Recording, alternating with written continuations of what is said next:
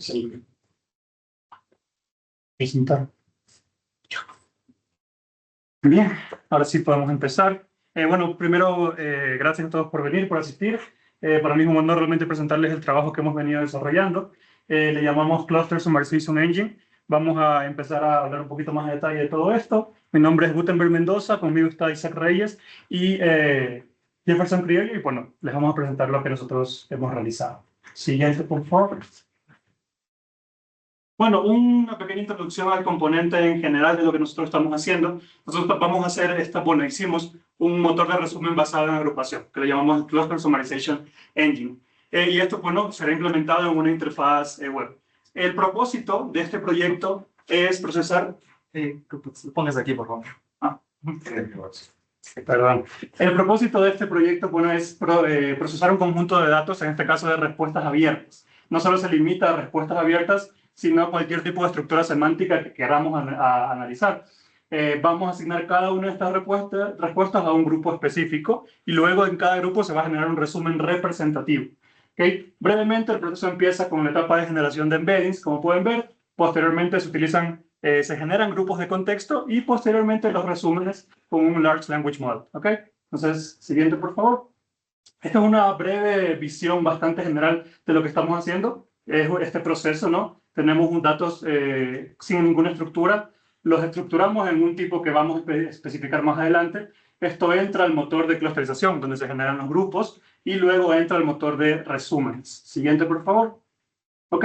Queremos lograr lo siguiente, ¿sí? A nivel muy básico, supongamos que tenemos respuestas de preguntas abiertas a una encuesta, como por ejemplo, ¿qué piensas de la poli? ¿Qué te gusta, qué no te gusta de la poli? O review de Amazon, como es este caso. Al final, nosotros vamos a tener diferentes clusters o grupos, y cada uno de estos grupos va a tener un resumen representativo.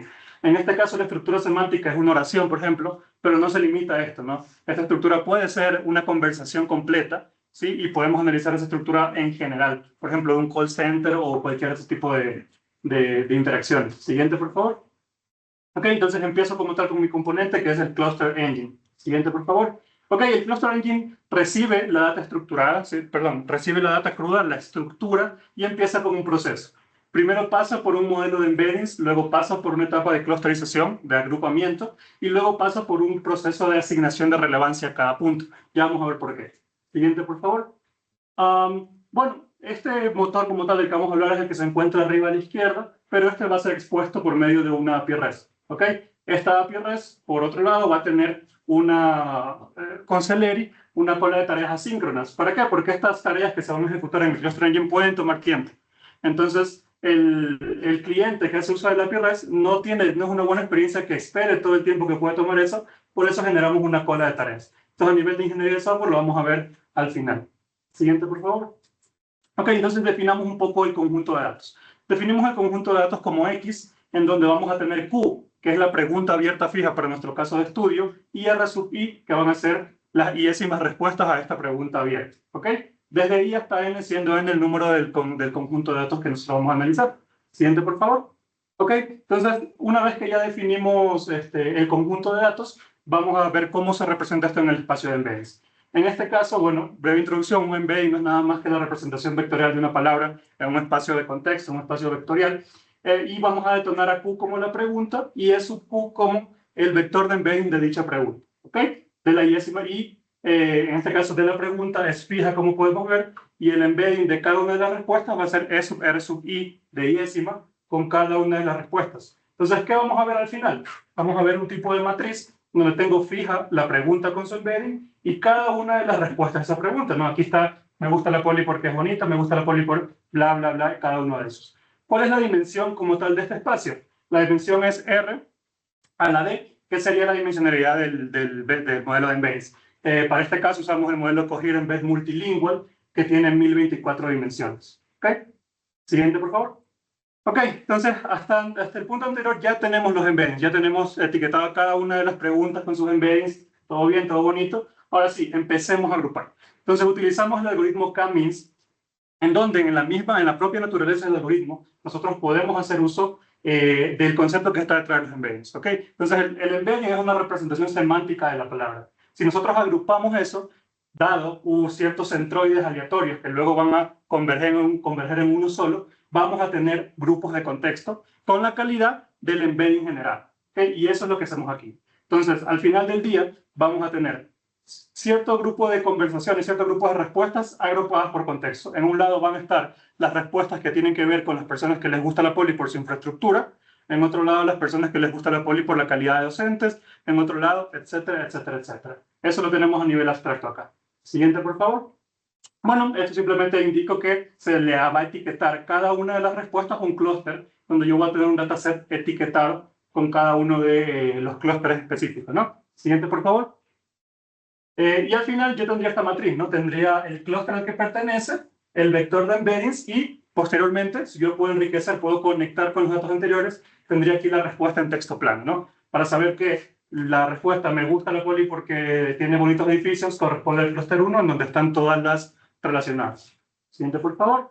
Luego, algo muy importante, le asignamos relevancia a cada uno de los puntos. Este es un dataset que ya está clusterizado. Y si pueden ver, cada uno de los puntos brilla más o brilla menos, dependiendo de su relevancia. Y esta relevancia no es otra cosa que las métricas del mismo algoritmo de clusterización. Qué tan lejos o cerca está del centroide y qué tan separado está de otros clústeres. ¿Okay? Entonces ahí podemos nosotros definir qué respuestas son más representativas para cada clúster. ¿Okay? De esa forma van a haber respuestas que se relacionan más con el resumen y otras que se relacionan un poco menos. Y eso lo sabemos por la relevancia. Siguiente, por favor. Ok. Así funciona el motor. Ahora vamos a ver un poquito de la capa de servicio. ¿Ok? Esto se levanta, como les digo, mediante una API REST. Tenemos el método POST, que es para subir el dataset. Este método GET voy a hablar al final porque ahí tiene algo interesante respecto a la relevancia. Tenemos un método embed, que es el que genera los embeddings, ¿sí? Estos aquí los tengo más especificados en la siguiente presentación. Entonces tenemos el método para el endpoint para obtener el K. El K es el número de clúster. Recordemos que K-means es un algoritmo que escoge el número de clúster de forma aleatoria, pero yo puedo intentar descubrir cuál es mejor haciendo un proceso iterativo con diferentes K. ¿Ok? Pero igual le das la facilidad al usuario de decir, ¿sabes qué? Yo siempre quiero generar 2, 3, 4 clusters. ¿Ok? Sin embargo, pues este endpoint te retorna el mejor. Siguiente, por favor. Siguiente, ahí está. Una vez tengo el número de clúster, pues yo lo puedo pasar aquí, el que me entregó el optimal K o el que yo decida por algún otro proceso externo, se le da la versatilidad al usuario en esa parte. Siguiente, por favor. Como les dije, esto tiene una cola de tareas asíncronas hecha con Celery en el backend, entonces cada uno de los endpoints me va a retornar un estatus de tarea, con lo que el cliente va a poder recuperar el estado de esa tarea hasta que sea terminada exitosamente. ¿Ok? Siguiente. Y aquí es algo muy importante, y esto es un punto bastante valioso, que al momento de yo retornar el dataset ya terminado, yo puedo incluir aquí el porcentaje de relevancia. Es decir, si el proceso que viene después no quiere analizar todos los datos, él puede decir, ¿sabes qué? Yo quiero analizar el 75% de los datos más relevantes basado en la distancia del centroide o en el silhouette score. ¿Ok? Bueno, y en conclusión, esto al final lo que nos entrega es una estructura de datos bastante enriquecida que puedo usar, por ejemplo, hoy en día bastante popular, los sistemas RAG, Retrieval Augmented Generation, para utilizarse con Large Language Models, o incluso otros métodos más tradicionales, ¿no? Recordemos que al final tenemos un grupo de estructuras semánticas que no tienen ningún tipo de clasificación, o sea, son libres, ya los tenemos clasificados al final del día, en diferentes tipos de contextos. Entonces, eso sería mi parte, y muchas gracias por su atención. Ahora mi compañero. Buenos días con todos. Mi sección del proyecto se refería directamente a la Summarization Engine. Siguiente, por favor. En este caso, planteado el problema, desde el punto de vista del anterior etapa del proyecto, tenemos la data agrupada por clústeres y en cada uno de estos habrá diferente cantidad de comentarios y estos tienen que ser filtrados por digamos en este caso, una sección de respuestas más significativas de cada uno de los clústeres para manejar un poco la escalabilidad de la data. Y siguiente, pues, eh, perdón. Aquí, como se puede ver, manejará una herramienta de sumarización y por cada uno de los clústeres entregará un resumen de cada uno de ellos, con resúmenes, con los comentarios más destacados de cada uno de los clústeres. Siguiente, por favor. Para el caso de esta etapa, yo usé la metodología de la CRISP-DM para organizar todas las etapas que se manejó para la comprensión del negocio, la comprensión de los datos, la preparación, el modelado y la evaluación. Ya que uso varias herramientas, escoger la más óptima para esta etapa del proyecto. Las tecnologías utilizadas en este caso son FastAPI, MongoDB y los modelos de Language, Large Language Model, LangChain, Cohere y Hugging Face. Eso será en la parte de modelado. Siguiente, por favor. Como se puede ver aquí, esta sería la interacción del cliente ya con el microservicio ya, ya expuesto ya para el uso. En este caso se llamaría directamente al API, manejado por FastAPI. De ahí sería una petición, en este caso puede ser POST o PUT, para directamente el motor de sumarización. Y este llamará a cualquiera de los modelos mencionados antes y este retornará el resumen del clúster particular. Ese proceso se realizará varias veces hasta obtener el resumen de todos los clústeres y luego se procederá a la escritura en la base de datos MongoDB, en este caso Atlas. Ya. En este caso voy a definir las partes de cada uno de lo que he venido comentando. La agrupación de elementos, en este caso de los clusters, va a ser como de la etapa anterior especificado. El número, cada clúster va a tener un número independiente de comentarios y va a haber un número particular igual de clústeres representados por esta fórmula, donde CJ es igual el clúster con una cantidad ERI y con una representación del clúster hub. Siguiente. Ya, esta es una parte primordial, la identificación y selección de comentarios representativos. Ya en este caso, los comentarios representativos van a ser, usé el valor obtenido anteriormente de la optimización de la etapa anterior, que es el Silhouette Score. Este me permite ordenar los comentarios en orden de relevancia, para que los que mayor relevancia tienen dentro del clúster se posicionen de manera más superior. Y luego, para elegir una cantidad específica de esos comentarios, como en este caso se representa como M,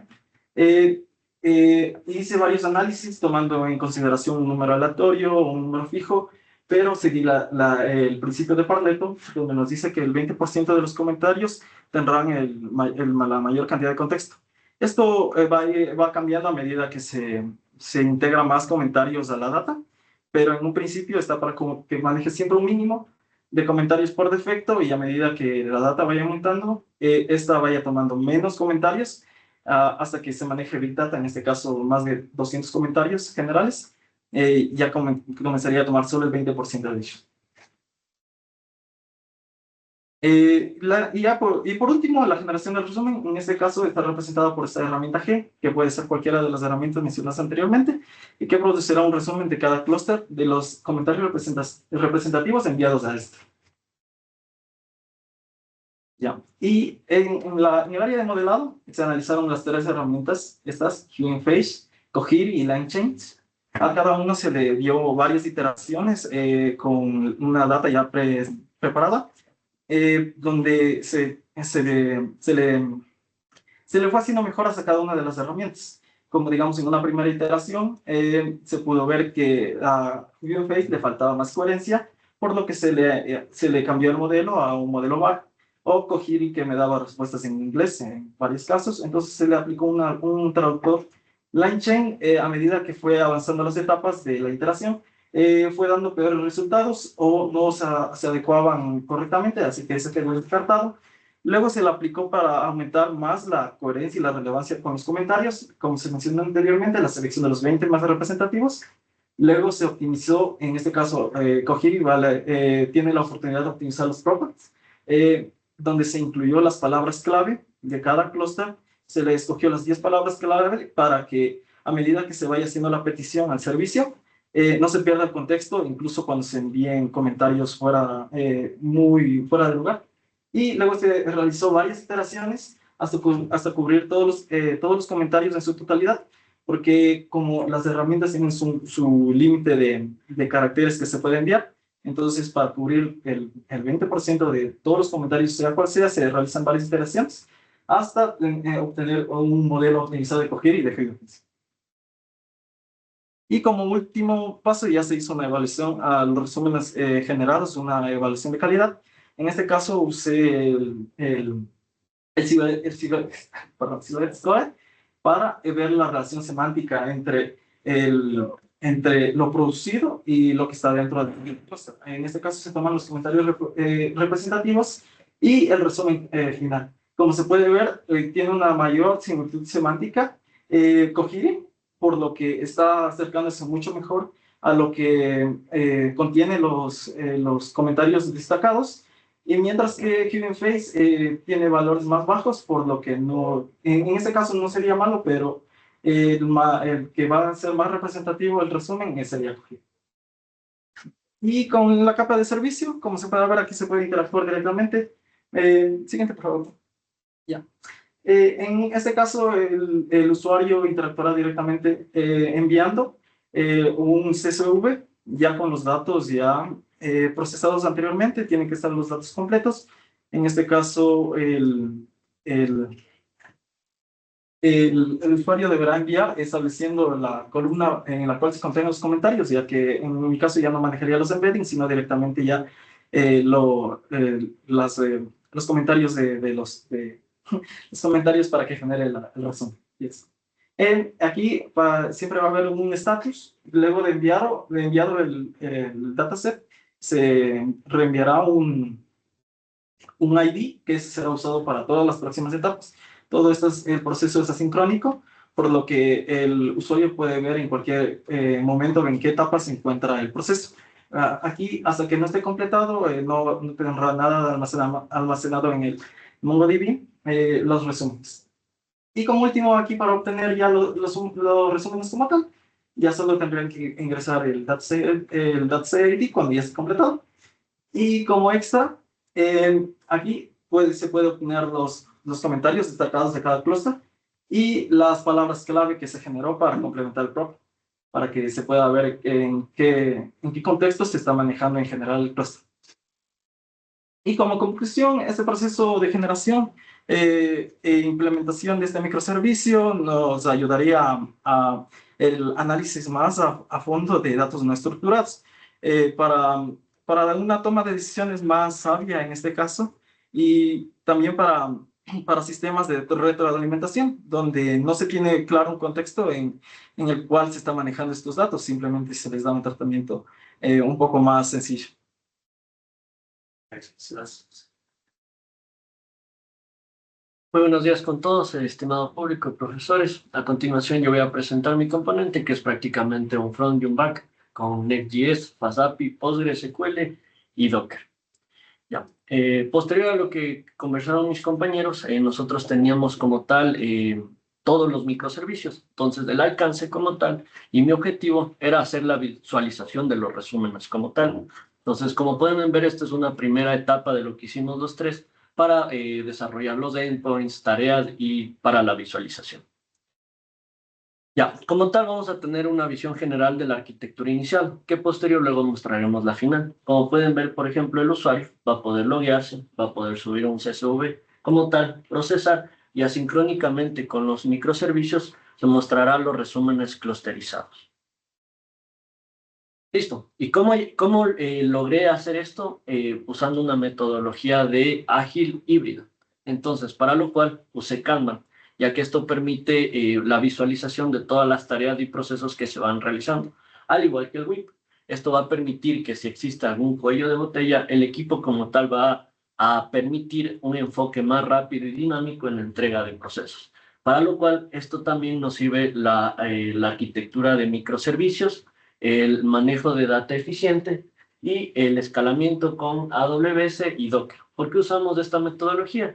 Pues como pudieron ver en las presentaciones anteriores, mis compañeros al inicio quisieron usar LangChain, pero esto luego cambió. Igual, por ejemplo, al inicio quería usar Vite, pero no era una tecnología tan robusta como Next.js que permite el full stack. Por lo cual, esto con el proceso y los cambios permitió un cambio bastante ágil como tal. ¿Siente? Ya, ¿cuál fue el primer paso? Hacer un diseño, un prototipado. Yo lo que usé fue Figma. Como podemos ver aquí, prácticamente yo diseñé las pantallas y más o menos cuál iba a ser el flujo dinámico que iba a tener esta aplicación como tal. Entonces, por ejemplo, lo que primero hice fue modelar, usé Chakra y Horizon UI, que permite para dashboard el manejo eficiente de componentes, que esto facilite el uso de React y TypeScript.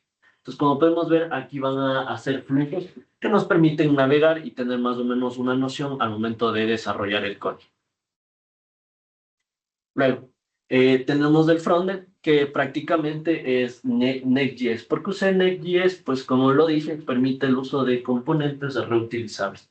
Esto va a ser bastante fácil y va a permitir el continuo desarrollo. Esto va a tener sesiones de contexto y hooks, que va a tener una lógica del negocio. Entonces, más o menos manejando un patrón de diseño para la vista como tal, la vista va a ser en este caso todo lo que podemos ver aquí el interfaz de usuario, el uso como tal, para luego controlar el controlador y el modelado.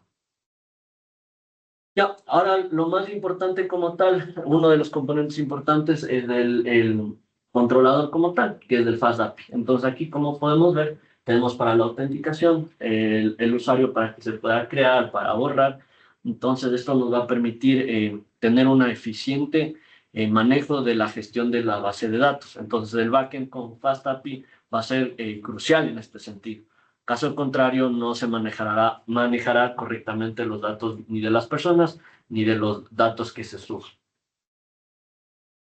Ya, entonces para esto usé un flujo de seguridad que como pueden ver es bastante intuitivo, ¿no? Aquí tenemos como tal un resumen de lo que hace. Entonces vamos a usar un JSON Web Token, que esto va a permitir un backend stateless, el cual simplemente autovalida las sesiones. Entonces aquí lo que hice, vamos a tener una expiración de unos 30 minutos. Esto va a permitir que el usuario, si es que pasa ese tiempo y no hay inactividad, se cierre. Entonces esto va a tener una expiración de tokens como tal. Esto va a permitir una integridad de la firma HC256, el cual es un algoritmo de cifrado simétrico. Esto quiere decir que va a usar la misma clave para cifrar y descifrar. ¿Sí? Va a haber una facilidad en la integración del Swagger UI que permite la documentación como tal automática de FastAPI.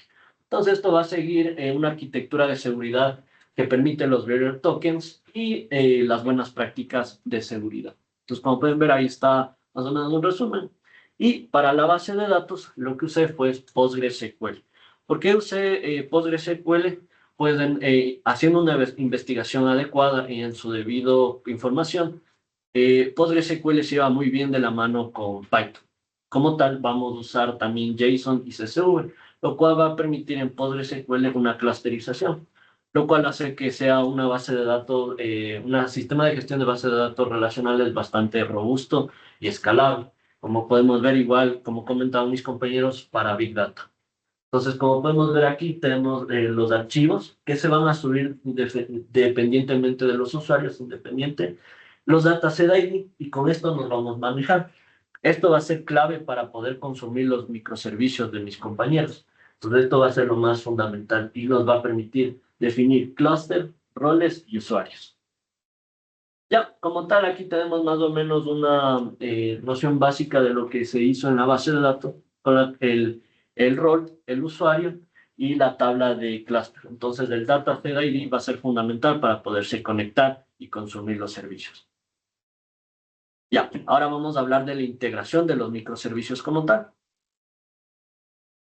Ya, para el primer paso de mi compañero del Cluster Engine, yo usé un cluster repositorio.py. Entonces, prácticamente esto no va a ser más que subir el CSV, va a ser iniciar el proceso de embeddings, esperar como tal, porque esto como tal es una tarea síncrona, usa Celery, entonces va a ser asincrónicamente esperar, asignar los puntos de cada clúster y descargar el CSV con los resultados como tal. Esto va a tener el Silhouette Score, que esto nos va a servir para luego en futuro hacer el resumen.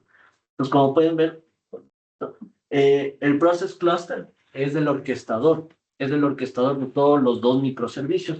Entonces, vamos a validar, enviar, guardar, ejecutar y llamar a la función que es el send resúmenes. Entonces, como tal, esto va a mostrar todos los resúmenes del usuario que ha hecho a lo largo de todo su ciclo de registro. Ya. El Summary Repository como tal va a ser el uso del API de mi compañero como tal. Entonces aquí vamos a mandar asincrónicamente un post, ¿sí? Vamos a tener una respuesta de estado, ok. Y en algún punto importante vamos a obtener los dataset ID, todos. Entonces esto va a ser fundamental al momento de que se muestran los cluster tables. Cuando se da clic aquí, muestra los resúmenes definidos por los clusters, cuál es el optimal key más adecuado y todo eso. Ya.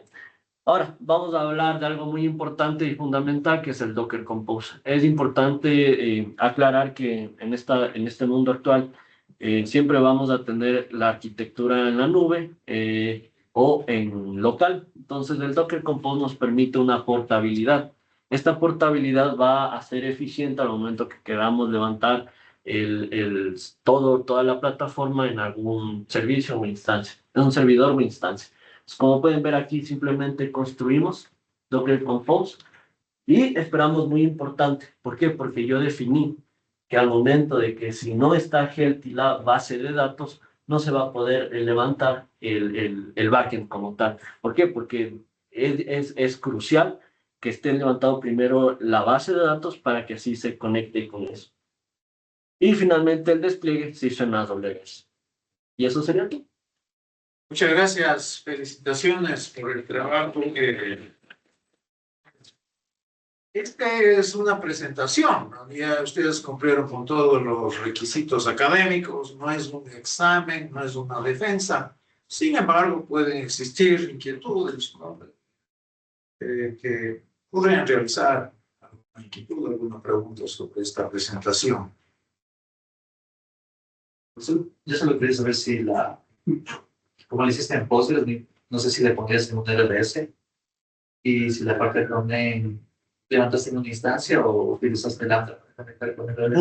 No usamos Lambda. Lo único que hice fue prácticamente en una instancia levantar el front, que es el Next.js, y en otra instancia levantar el Postgres con el FastAPI. O sea, sería una instancia para el backend y la base de datos. Eso sería todo y con un Dockerfile.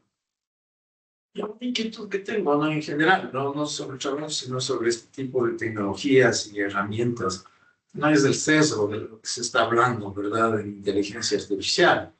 Y eso me parece importante, especialmente aquí, que somos una sociedad muy polarizada. Y más bien esto, ¿qué les parece a ustedes? ¿Podrá ahondar ese sesgo, esa división, esa polarización, ¿no es cierto?, que tenemos ahora en el país? Porque le veo que, ¿no es cierto?, esto más bien va a confirmar ese sesgo, esa polarización, en vez de tal vez unir a los diferentes actores de cualquier comunidad. Yo atacaría esa pregunta en 2 puntos. El primero es el modelo de lenguaje que se usa para resumir. El modelo de lenguaje que se usa para resumir en cualquier punto va a ser entrenado con datos que nosotros no conocemos si es que utilizamos algún proveedor. Si queremos cierto tipo de respuesta más específica en el que nosotros aseguremos que no estamos sesgados en los resúmenes, deberíamos asegurarnos de tener un modelo propietario, por ejemplo, en los servidores de la Poli, en el que ya tengamos un control muy granular de lo que nos va a generar. Luego, la herramienta tiene como objetivo darle una ayuda, por ejemplo, a un investigador en el que tú generes 1 millón de respuestas abiertas y tú quieras saber de forma mucho más específica de qué están hablando. más allá de tener un mapa de palabras donde cuál es la palabra más común, el investigador va a saber de qué realmente están hablando los usuarios, los clientes y poder ayudarlos. Creo que más que separar o polarizar, nos puede incluso ayudar a unirnos para conocer cuáles son las... no, fue para chiste, cuáles son los problemas que realmente tienen los usuarios, ¿no? Y otra, ¿no? Solamente tengo la curiosidad. ¿Por qué PostgreSQL se lleva bien con Python y se lleva mal con Go? No se lleva mal. Más bien ahí... No es No. de este tipo ya. No, más bien lo que se lleva, por ejemplo, bien con Golang, con Java, con cualquier lenguaje de programación, No solo con Python. no solo con Python. Porque parece que escuché que No, solo no. se llevaba bien No, con se lleva Python. mejor. Yo pensaba ustedes amigos. No sé si aquí está. Bien, nuevamente felicitaciones. No, ustedes saben, en la biblioteca está un lugar para que si desean pueden compartir. Y felicitaciones también a ustedes por este hito de los nuevos graduados y éxitos en su carrera profesional. Así es que si desean pueden pasar a la biblioteca que está en el primer piso y celebren este evento, este logro. Gracias.